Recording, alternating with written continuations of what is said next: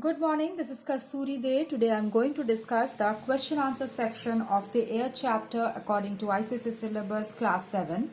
In the previous videos I have discussed about the text part of this chapter. If you have any doubt regarding this chapter or besides these questions which I am going to discuss in the following videos, so please do write in the comment box. And please do subscribe so that you can get the notification of my next videos, following videos. Okay, and if you like the videos, if you can please press the like button. Okay, and you can also give suggestions to improve the videos which you can like much better. Okay, so let me start with the first is short and long questions. Arrange O2, that is oxygen, nitrogen, carbon dioxide and argon in the decreasing order of the proportion in air. So nitrogen is in very high percentage of air is nitrogen, then comes oxygen, then comes argon, and then comes the carbon dioxide. So proportion wise, first comes the nitrogen, then oxygen, then argon, and then carbon dioxide. Okay, next is the question is air is a mixture or a compound? Air is a mixture. The composition of a compound is fixed, but that of a mixture is not fixed. Okay, so in case of air we can see that the composition of the air, the constituents of the air, they vary from location to location. So this is one condition that condition from which we can say that air is a mixture. Then for example, carbon dioxide in air is greater in cities than in villages. The moist content of the air is greater, moisture content of the air is greater in the rainy season than in the other season. So it varies from location to location and from season to season. So the constituents vary, and therefore it is a mixture and not a compound. If it had been a compound, the constituents would have been, the proportion of the constituents would have been fixed. Then the constituents of the air can be separated by fractional distillation of liquefied air, which is a physical method. And we know that if it would have been a compound, we could not have separated it by any physical means. Okay, then the constituents of air retain their properties as the constituents of other mixtures. In a mixture, we know that the constituents of the mixture, they have they retain their own properties. And in case of air, we also see the constituents of air, that is the separate constituents, that is nitrogen, oxygen, argon, carbon dioxide, whatever the gases which are present in the air, they retain their original properties. So it is a mixture and not a compound. If it had been a compound, the constituents would have changed their properties. Completely new substance would have been formed, but in this case the mixture, the constituents, they retain their own properties. For example, oxygen, which is present in the air, continues to support combustion. Then name the methods by which the constituents of liquefied air may be separated. It is fractional distillation. Then name 3 gases pollutants of the air: oxides of sulfur, oxides of nitrogen, and oxides of carbon or carbon monoxide, we can say. What is catalyst? It is a substance that increases the rate of the chemical reaction, but it would not undergo any permanent chemical change, but it would speed up the chemical reaction by not undergoing any chemical change itself. Then comes, what are the following called? The phenomena in which a substance combines with oxygen, which gives out heat and light. It is combustion or burning, you can say. The reaction in which a substance adds on to oxygen, that is oxidation. If a diver inhales air deep under the sea, a gas dissolves in his blood and this gas bubbles out when he comes up. It is the nitrogen gas. What is the common name of a solid carbon dioxide, and why is it so called? Or it is called dry ice, and it is called because it is so called because it sublimes without without melting. It converts directly into gas. That is, when it is used to keep something cold, it would not wet that substance. Okay, that is why it is known as dry ice. Then what happens when nitrogen dioxide reacts with water? It forms nitric acid. Okay, the reaction is NO2, which combines with water, forms nitric acid and nitrogen monoxide. Then name the gas used for filling food packages. It's nitrogen. Describe a method of preparation of oxygen without using a source of heat. It is the very simple process where hydrogen peroxide in presence of manganese dioxide is a catalyst. It speeds up the reaction. In presence of that, it gives hydrogen, that is water and oxygen. Okay, oxygen is liberated.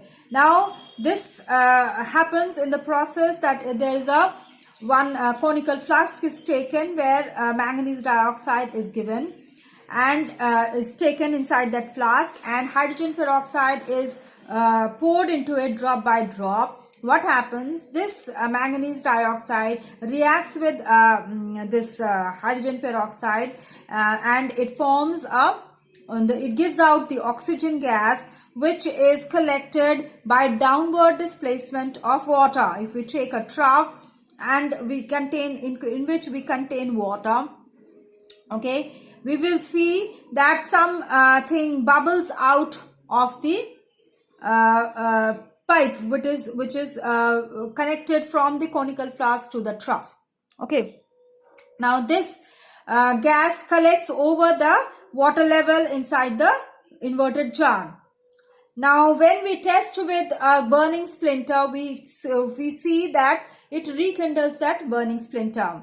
Now that is known as, that is called therefore it proves that is oxygen which is collected over the inverted jar, over the water. Okay, now comes the difference between the burning and rusting. Burning, we know it is a fast process, fast oxidation process, whereas rusting is a slow oxidation process. Burning, it requires a high temperature generally, whereas in rusting takes place at low temperature. Then burning, large amount of heat is produced along with light, whereas in rusting a small amount of heat is produced and no light. Then burning, air is necessary, but in rusting both air and water is necessary. Moisture has to be there to carry forward rusting. Then burning, the residue which is left, if any, that does not contain water, whereas in rusting the residue which is left behind, that always contains some water molecules. Then how are carbon dioxide and nitrogen used for life processes? Okay, now carbon dioxide, which is essential for the process of photosynthesis. Carbon dioxide, we know that the plants taken for carrying out the photosynthesis process in the presence of sunlight. Green plants absorb this carbon dioxide, okay, to produce food, which is taken by both plants and animals. Now it traps carbon dioxide. Second use is traps part of the radiation of the sun, which is reflected by the earth in the atmosphere. What happens? It forms a layer of covering, warm. It keeps the earth warm in its. It maintains a temperature inside the earth's atmosphere so that it can support life. Okay, life can sustain in that warmth. If it had been totally escaped inside the atmosphere, then the life would have been impossible on the Earth's atmosphere. Then it dissolves in the blood, forming carbonic acid, which helps to maintain the acid-base balance of the blood. Okay, it dissolves inside the blood, forming carbonic acid, which maintains a acid-base balance inside the blood. It is used to prepare carbonated drinks like soda. Then solid carbon dioxide, which is known as dry ice. Okay, it is used as a refrigerant to preserve ice creams, meat, and even dead bodies. Then as dry ice sublimes, and it does not, that is, it changes directly into gas. Okay, so it is depicted for making smoke in the movies, TV shows, or on the stage. Then as carbon dioxide neither burns nor support burning, so it is used in the fire extinguishers to extinguish fires. Then it is the uses of nitrogen. It dilutes the effect of oxygen present in the air, and that is therefore it controls the rate of combustion. Okay. Then it's important constituent of the proteins which are made by the plants. That protein contains what? That contains the nitrogen part. Okay, and that is necessary for the growth of the plants, animals, and even human beings. Then as liquid, nitrogen has a very low boiling point. So it is used to preserve blood, corneas, and donated organs. As it is chemically inert, that is, it does not react, so it is used for filling food packages. Okay, then atmospheric nitrogen is used in the manufacture of ammonia and nitric acid. Okay, then it is required in large amounts in the manufacture of urea, potassium nitrate, ammonium sulfate, etc. And it is used to prepare explosives like TNT, nitroglycerin, etc. Then comes, what is acid rain? Acid rain is what? It is the oxides of sulfur and nitrogen which are present as pollutants in the air. They react with the water which is present in the atmosphere, in the air, to form acid, and this acid come down as rain along with the rain which comes down. Okay, it's significantly, and this makes us rainwater significantly acidic, and that is known as acid rain. Okay, now what are the harmful effects? It damages wildlife in the ecosystem where it falls. Okay, it makes the soil where it falls, it makes the soil acidic, and it is unsuitable for plants to grow, less fertile. It makes the soil less fertile, damaging the crops and damaging the growth of the plants.